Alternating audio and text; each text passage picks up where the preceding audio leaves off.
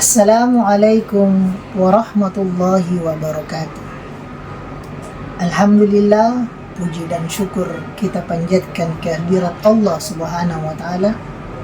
Salam dan salawat kepada baginda Rasulullah Sallallahu Alaihi Wasallam.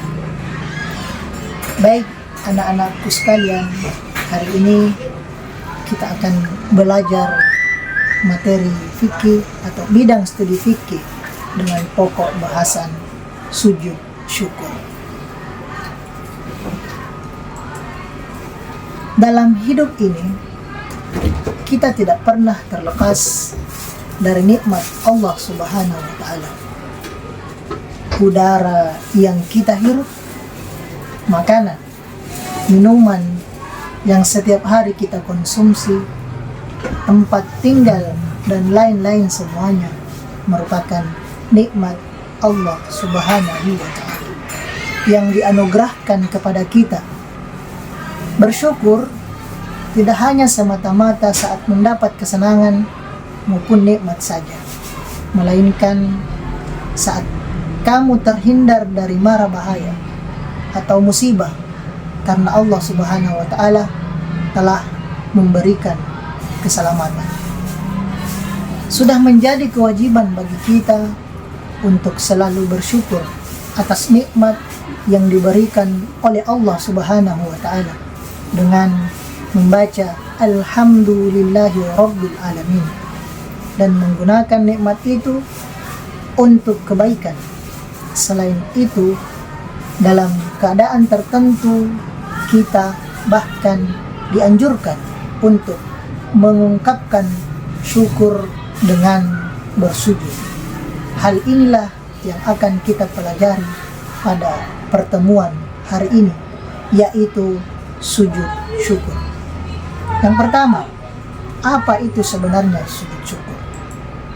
Sujud syukur adalah sujud yang dilakukan karena mendapat nikmat atau karena terhindar dari bahaya atau musibah. Anak-anakku sekalian, terkait dengan sujud syukur, yang kedua adalah hukum dan dalil sujud syukur.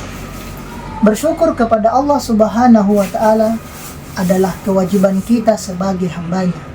Sementara itu, mengungkapkan rasa syukur kita kepada Allah Subhanahu wa Ta'ala dengan sujud syukur itu adalah sunnah.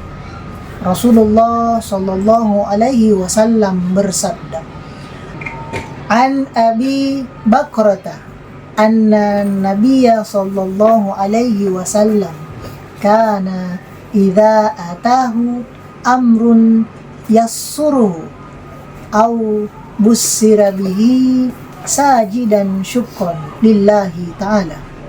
Dari Abu Bakr, sesungguhnya Rasulullah Sallallahu Alaihi Wasallam apabila mendapat sesuatu yang menyenangkan atau diberi kabar gembira, segeralah tunduk sujud sebagai tanda syukur kepada Allah Subhanahu wa Ta'ala. Hadis riwayat Abu Daud, Ibnu Majah, dan At-Tirmizi. Anak-anakku sekalian, Rasulullah SAW juga pernah mencontohkan terkait dengan sujud syukur. Rasulullah pada waktu itu diberikan kabar gembira, maka dia mengekspresikannya dalam bentuk sujud syukur kepada Allah Subhanahu wa Ta'ala. Lantas, mengapa kita harus melakukan sujud syukur atau sebab-sebab dilaksanakannya sujud syukur? Hal-hal yang menyebabkan seseorang disunnahkan melakukan sujud syukur adalah karena mendapat nikmat dan karunia dari Allah Subhanahu wa Ta'ala. Ini terkait dengan mendapat nikmat yang lebih dari Allah Subhanahu wa Ta'ala, maka kita disunnahkan untuk melaksanakan sujud syukur. Yang kedua, anak-anakku sekalian, ketika kita mendapat kabar gembira atau berita yang menyenangkan, maka disunnahkan untuk sujud syukur.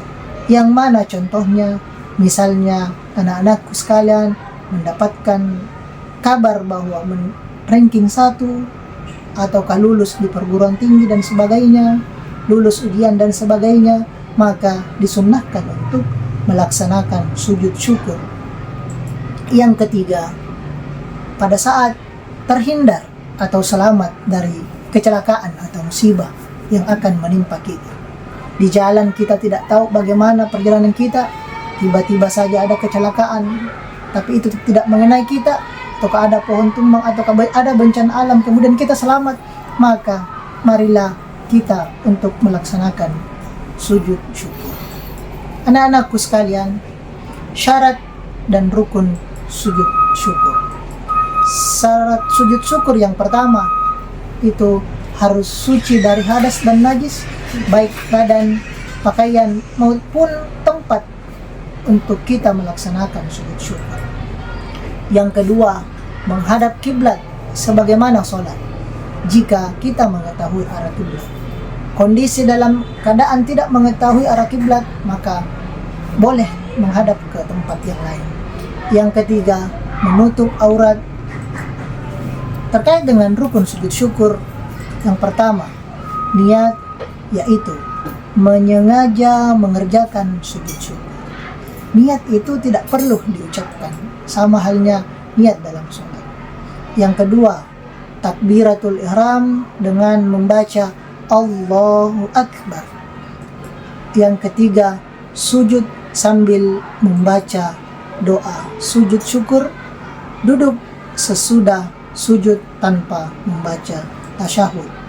Yang terakhir, salam sesudah bangun dari sujud. Itulah terkait dengan rukun dan syarat sujud syukur. Lantas, apa yang harus kita baca dalam sujud syukur? Adapun bacaan yang masyhur dibaca ketika sujud syukur adalah sajada wajahi lilladzi khalaqahu wa syaqqa sam'ahu wa basarahu bihaulihi wa quwwatihi fatabarakallahu ahsanul khaliqin. Yang artinya, wajahku bersujud kepada Allah, zat yang menciptakannya, yang membukakan pendengarannya dengan daya dan kekuatannya. Maha mulia Allah sebaik-baik zat yang mencipta. Anak-anakku sekalian, yang terakhir, apa hikmah yang dapat kita petik terkait dengan pelajaran sujud syukur? Hikmah yang pertama adalah mengingatkan dan mendekatkan diri kepada zat yang memberi nikmat dan keselamatan, yaitu Allah Subhanahu wa Ta'ala.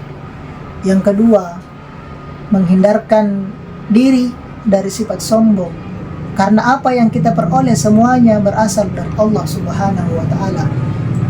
Yang ketiga, Allah Subhanahu wa Ta'ala akan menambah nikmat untuk kita, karena orang yang bersyukur akan ditambah nikmatnya.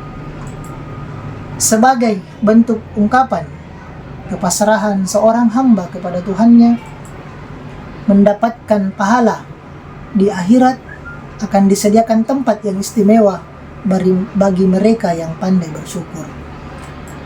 Yang terakhir, anak-anakku sekalian, ini menjadi pelajaran bahwa ketika kita mendapatkan nikmat yang lebih dari Allah Subhanahu wa Ta'ala, mendapatkan kabar gembira dari Allah Subhanahu wa Ta'ala, mendapatkan kabar gembira ataupun kita terhindar dari mara bahaya, maka kita disunnahkan untuk sujud syukur, bukan hanya sebatas mengucapkan alhamdulillahirabbil alamin.